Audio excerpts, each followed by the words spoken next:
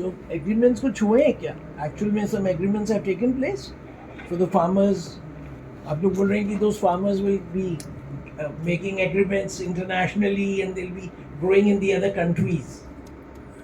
ये अब आप आएंगे किसानों के मुंह अपने आप सुनना कि उन्होंने किस तरह से कंपनीज बना के उनको आगे बढ़ाने की कोशिश कर रहे हैं। हमने उन लोगों को भी बुलाया है।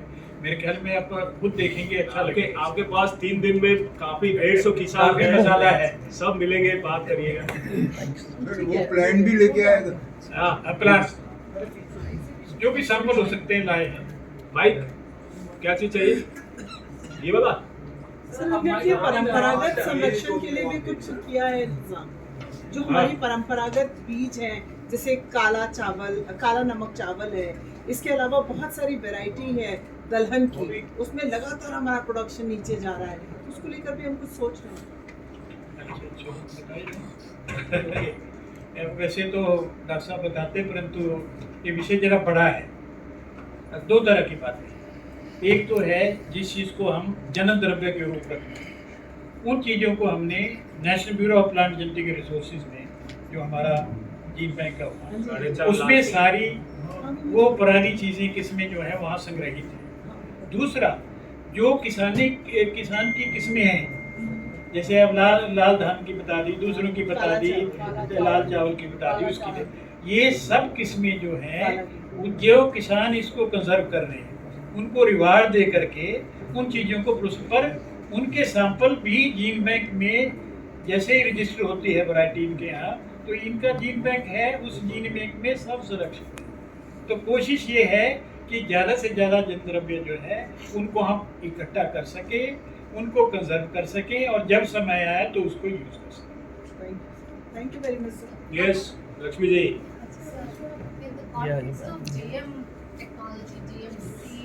Many of the countries are using it. In India, only the cash crop is allowed.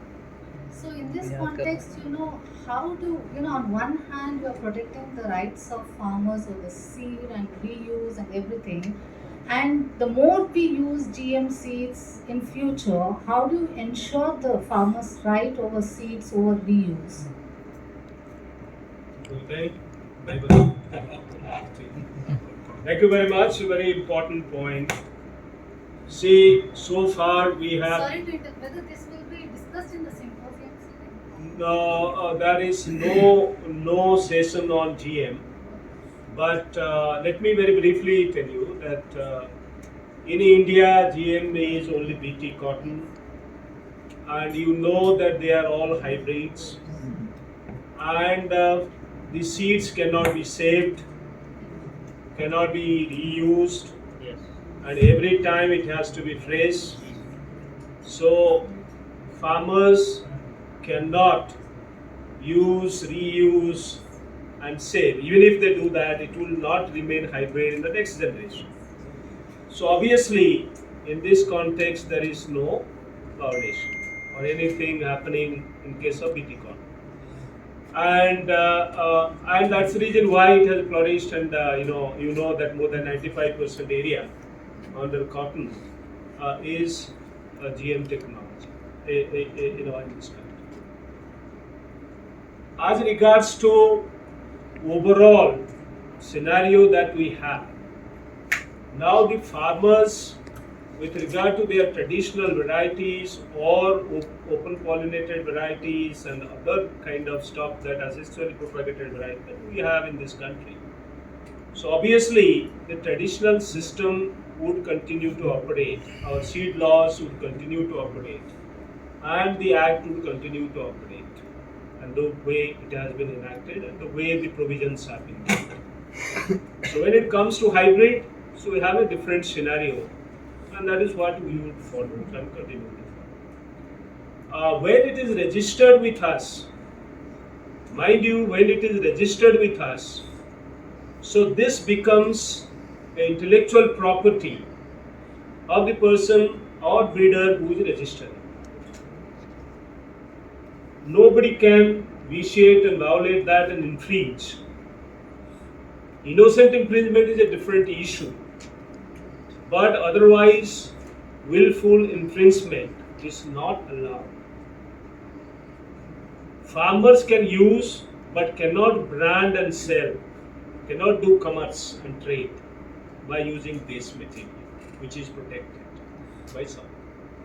So farmers are given right, but at the same time, we are not throttling or completely, or finishing up the private sector role and their contributions.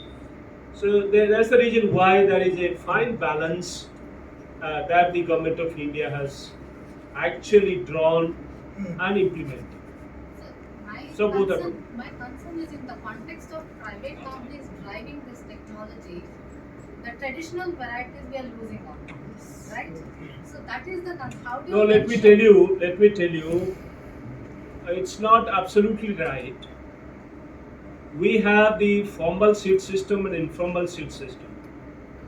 Formal seed system is around still 60%, and informal seed system is still 40%.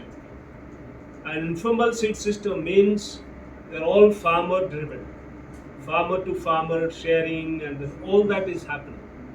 And all efforts are being made to actually, there is a discussion on 14th by the Department of Agriculture and Farmers Welfare as a side event and parallel session happening to deliberate on this and how to really strengthen further the seed system of the farmers, the informal seed system, and then support them.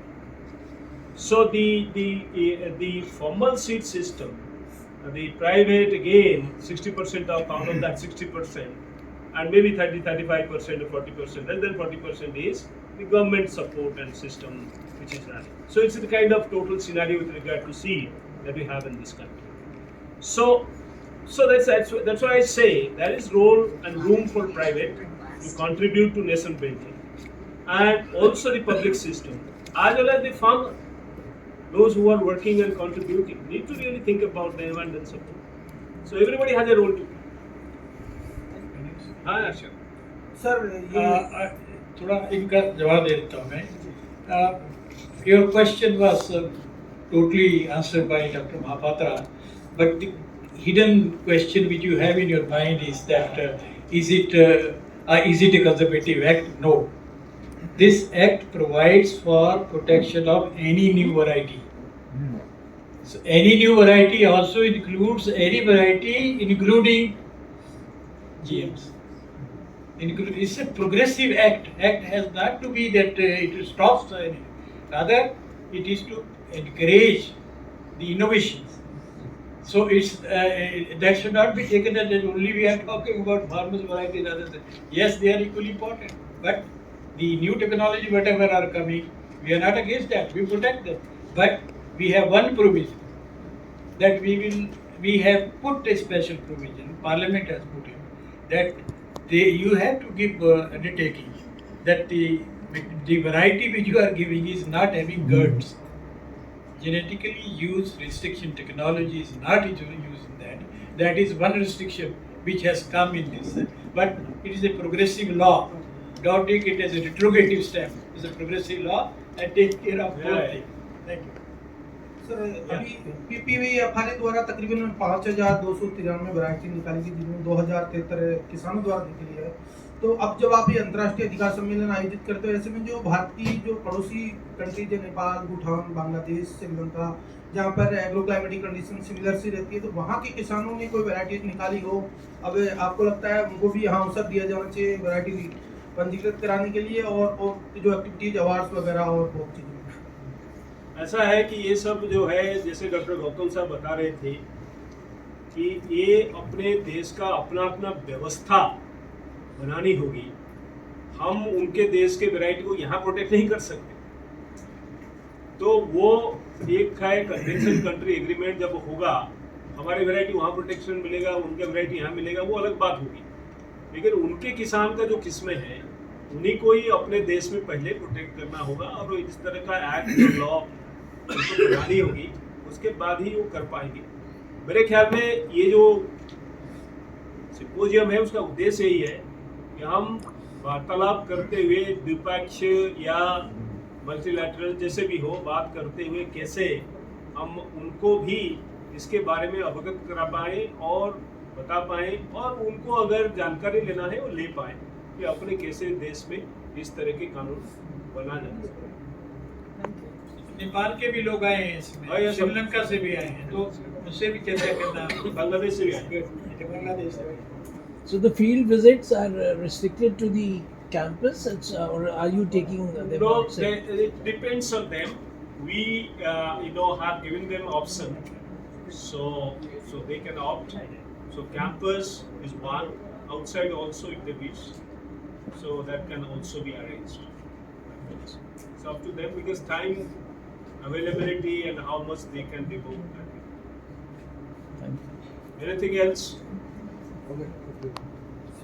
और doctor Agarwal साहब कुछ बताना चाहेंगे? Last क्योंकि मैं